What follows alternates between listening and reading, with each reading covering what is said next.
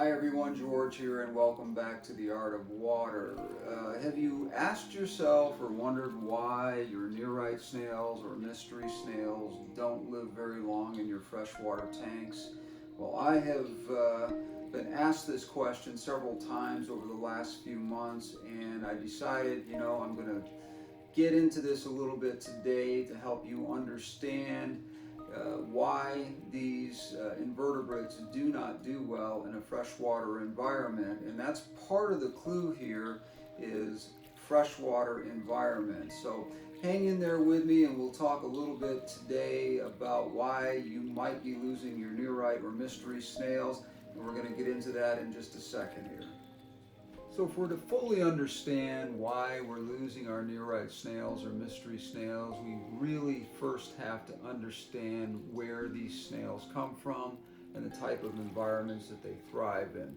Now there's a misconception out there as to the origins of the Neurite or mystery snail, and it is something that they will not tell you in the fish store or your supplier when you're buying these invertebrates. Number one, these are not freshwater snails.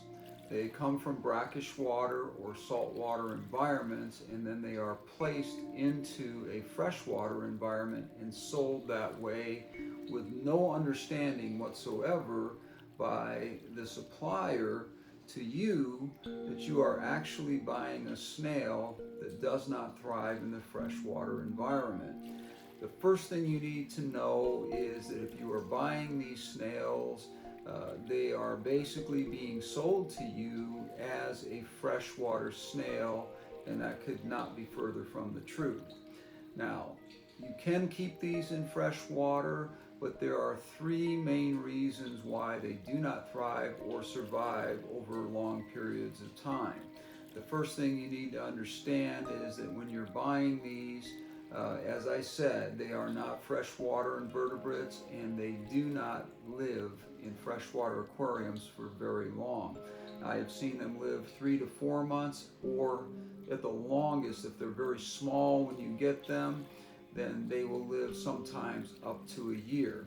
Now, one of the things that you can do to keep these invertebrates living a little bit longer is to subsidize their food supply. Now, the only way that you're going to do that is to subsidize it with something that attracts these invertebrates to that source of food, and that would be cucumber slices, zucchini squash, and there are a few other things out there that people tell me that they've tried and it works rather well. Also, if you are putting algae tabs in your tank, sometimes that can help, but unfortunately, if they're competing with other fish in the tank, which most fish will go after those kinds of algae tabs over time, I would suggest to you that you're just putting those tabs in an environment where the fish are going to eat them so much faster than the snails can get to them that you're really not helping at all.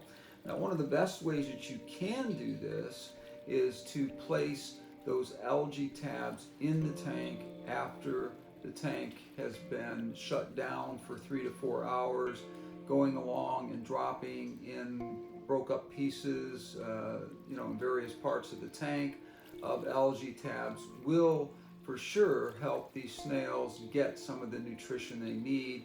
But again, we have to understand what kind of nutrition that is required, and we have to make sure that we are getting these snails that nutrition by putting these tabs in there and them actually getting to that food source over time.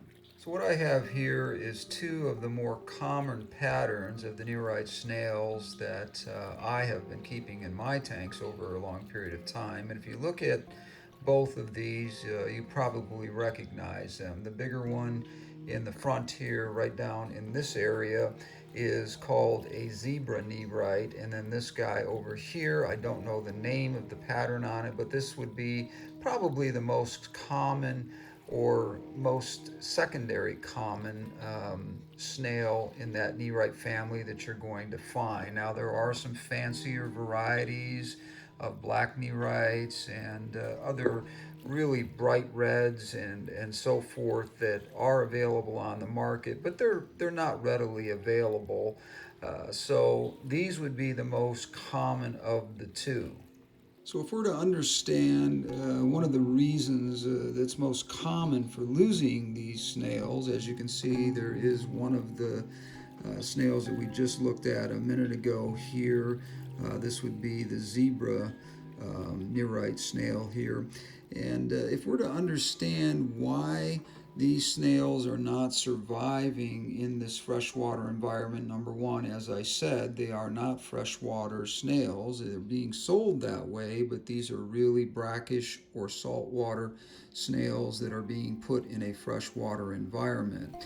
Now, one of the things that they thrive on is the slime type algae that grows on the glass of your tank. And if you look down here in this corner, you can see how this particular snail is feeding off the glass in the tank here that has that slime coating on it. Now, there are many places in your tank that you're going to find that slime coating, and that would be mostly on the glass and on the wood of your tank and also on other decorations. Now, they are not the only invertebrates that are competing for this. If you're keeping shrimp or other invertebrates in your tank, then those will also be competing for the same types of algae that is required to keep these snails happy as well. To understand this a little bit more in depth here, we have to understand the kind of conditions in which we are keeping our aquariums. Now, this particular aquarium here does not have any Neurite snails in here, and I don't find it necessary to put them in here because I do have a combination of autocinklid fish, which are part of the catfish family. I do have cories in here, which are good at keeping up on some of these algae. We don't think of cories as being algae eaters, but they most definitely will participate in cleaning up some of the algae that's in your tank. Now, one of the more efficient algae eaters in here that is going to cause a lot of problems for your Neurite snails over time is the Siamese algae eater, which is very much in competition for the same exact kind of algae that your Neurite snails are going to be looking for as well. Like I said, I do not keep any in this particular tank for that very reason. There's just too much competition, and I know that the snails are not going to survive over time. The most common question that I am asked is, what kind of life expectancy should I expect from these snails over time? And I would say that in good conditions and you're doing supplements of some kind, such as algae tabs, or you're feeding them, as I said, slices of cucumber or squash, or those kinds of things that are supplementing their diet, you can probably get some of these snails to live up to a year. But that would be on the far end of the spectrum because, as I said, you are taking them from a saltwater environment and introducing them to a freshwater environment, which is not the ecosystem in which they are used to surviving in. Now, as you can see, I have 3 that are right on the glass here in this particular tank. These are surviving a little bit longer because I do not scrub the glass down or take any algae off the wood or any of the leaves off the plants in this particular tank, because I know that these snails need that, and it actually has worked out pretty good. These have been in here about 6 months. I introduced all of these snails at about the same time. Now you'll notice up at the top here that the autocinklid is working very hard on the algae on the leaves, and there are about excuse me, about 3 or 4 of the autocinklids in this particular tank. So the competition is not overly aggressive for these snails not to survive, but I do have to supplement them with some cucumber slices sometimes, or I do have to make sure that I'm not scrubbing the glass down. As I told you earlier in the video, that's one of the sources where they get their algae, and if you do remove that, you're removing their food source. This particular tank here, I started out with 7 Neurite snails when I first put this tank together. It has been rescaped a couple of times since I introduced this tank about 1.5 years ago. And I noticed over time that I was just losing my Neurite snails consistently, and I really had no idea why, because I was slightly ignorant as to the environment in which they thrive. As I started to understand and read about it, I started to realize that they were dropping off simply because they had way too much competition with the autocinclids, the Siamese algae eaters, shrimp, and also the cories that are in the tank. And as well, if you do have a pleco, which you can see down in here, I have an albino pleco, which is not going to get very big, so don't everybody freak out and say that he is going to be way too big for this tank. Basically what I do with plecos is move them around from tank to tank as they grow, so that they are in larger tanks and they are not kept in small tanks that are not suitable for them. But as I said, I noticed with this particular tank over 1 year or so that I was losing my Neurite snails at a rate of about 1 or 2 a month, and I wasn't replacing them simply because as I learned and understood more about what was required to keep these snails healthy, I decided it wasn't necessary to keep them in here because they really weren't serving any purpose. Now, if you look at this tank, it's crystal clear. The glass is clear. The autocinclids do a great job of keeping that well done. And also, you don't see any algae of any kind. It doesn't matter what variety. You're not seeing any algae in here because the ecosystem that I have going in here is so well balanced that it's just not necessary to keep any kind of real serious algae eaters in here other than the autocinclids, the Siamese algae eater, and the cories, along with this pleco and a few shrimp that might be in this tank here and there.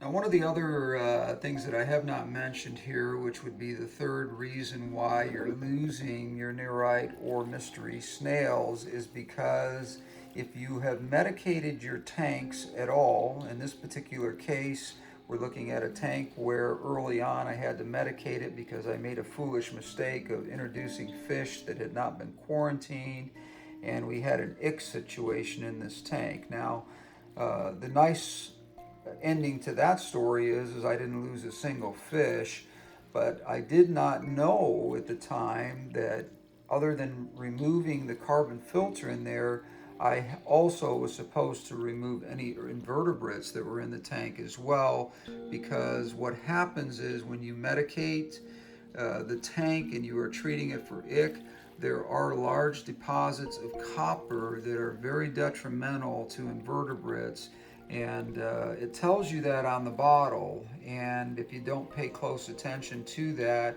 and filter out the copper in the tank over a period of time, you will have a situation where the copper will build up and develop a problem for the snails in the tank and other invertebrates and kill them off. Unfortunately, without that knowledge, you just have to read that stuff and understand by reading the bottle. It clearly tells you not only to remove the carbon part of your filtration system, but also to remove any invertebrates in the tank so that they are not affected by the copper deposits that are going to be left in the tank. So that's the 3 reasons why we do lose our Neurite snails over time. And I think that if we pay attention to that a little bit more and have an understanding of it, it really is helpful for us to understand why we're losing these snails, especially if you don't have a big budget and you're, really getting upset over the fact that these snails are dying off. At least this gives you a little bit of an understanding as to why that might be going on.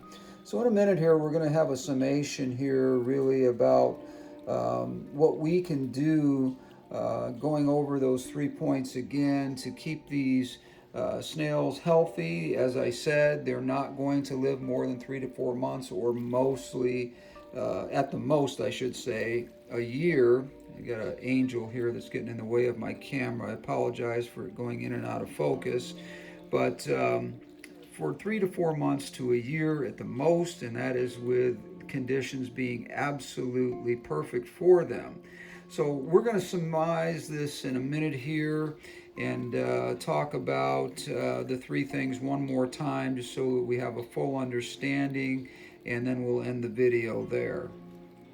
So in summary of what we talked about here, let's cover the 3 main reasons why Neurite snails do not survive in freshwater environment. The first one being that they are not, and I want to say this and emphasize it because it's so important, they are not freshwater invertebrates. They do come from brackish water or a saltwater environment, and you are taking them basically from that environment and forcing them into a freshwater environment in which they will not thrive. Now, the second reason that they are not going to survive is for very long. As I said, you may get 3 to 4 months to almost a year out of these snails, and that would be under the best of conditions, and that would require that you have some of that slime type algae on the glass of your tank and on the wood and leaves of your tank that is required for these invertebrates to thrive. If you are cleaning your tanks really well, doing lots of water changes and so forth, then you're probably removing that nutrition that is important to these invertebrates to survive for these longer periods of time that I talked about, for 3 to 4 months to at the most a year.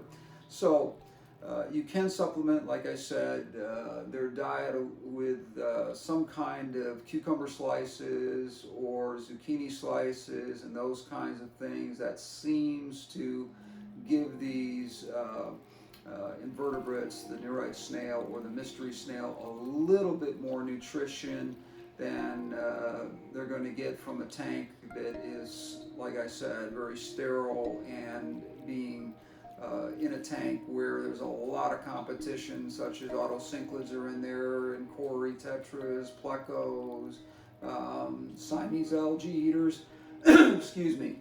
All of these are going to be competing with those Neurite snails for food, and it's just not going to be long before they starve to death and they don't survive. Now, the third thing, as I said, which is probably the least common reason why the Neurite snail is not going to survive in your tank, is copper deposits left by medications that are used to remove ick and other external parasites from your fish. If you are treating your fish in your community tank, that's not what I suggest you do. I suggest that you remove them if you can, unless you have a full outbreak where all your fish have some kind of ick on them. I do recommend that you do remove the fish before you medicate the tank and put them in a hospital tank or a quarantine tank of some kind and treat them there, because the deposits of copper and other minerals that are not good for your invertebrates are going to be left behind, even, well, mostly because you have removed, per the instructions on the back of the bottle of these medications, the carbon, which is going to remove that copper out of that tank. But even if you have removed that carbon out of there and you have left the snails in there, you really have really condemned them to death, because they are going to get those copper deposits ingested into their body or absorbed into their body. Same thing with your shrimp and it's going to kill them. If you look at the bottle, it tells you to remove these invertebrates before treating the tank. But if you are going to use these medications, I do recommend that you take your fish out of the tank that's affected, because a lot of times many of your fish that are a little more hardy in that tank are not going to be affected by the ick anyway. There's a lot of conflicting information about whether or not the whole tank needs to be treated, or if you can just take out the fish that are in there and treat them separately. But certainly if you are keeping invertebrates, you do not want to keep them in there and treat the whole tank, because it's just going to kill them. They cannot handle the copper deposits that are left behind, and it's really a death sentence to them, and the same way with shrimp, as I said. So having said that, I hope that you got enough information here to give you a real knowledgeable